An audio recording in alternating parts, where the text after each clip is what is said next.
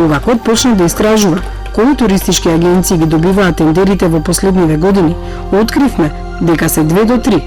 Првите 2 се појавува на пазарот и според изворите од оваа фела, веќе 10 години успеваат на тендерите да се пробијат со најниска цена. А цената е фантастични 0,01 динар за така наречената туристичка услуга на агенцијата.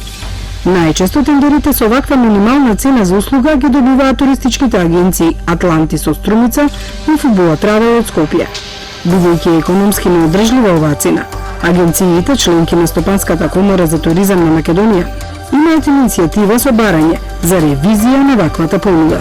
Најспорен дел, или она што ние го разгледувавме зошто е тоа така, е да стои најниска понуда. Значи, најниска понуда, тоа е услуга која што се наплаќа за издавање на билети.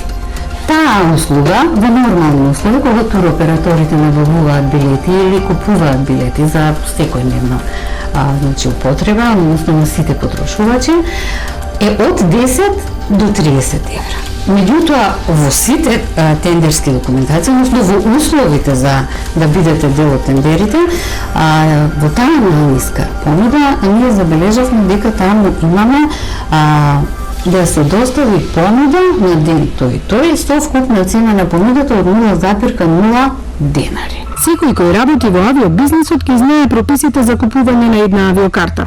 На цената на авиокартата стои вкупната цена на картата во која стои така наречениот Ticket Service Charge. Ова го наплаќа секоја компанија, но не и во Македонија. Ако во нормални услови, таа услуга е од 10 до 30 евра за набавка на билети, каде е економската оправданост на овие услуги со 0,01 денар. И колку да не знаете, мислам, кога ќе ја видите разликата во нормални услови на набавката и ова, тогаш се прашувате во што е добивката, односно не мора да биде добивка, во што е улогата на овие значи туроператори или туристички агенции кои што се нафатиле за овој вид на услуга да има 0,01 динар како провизија.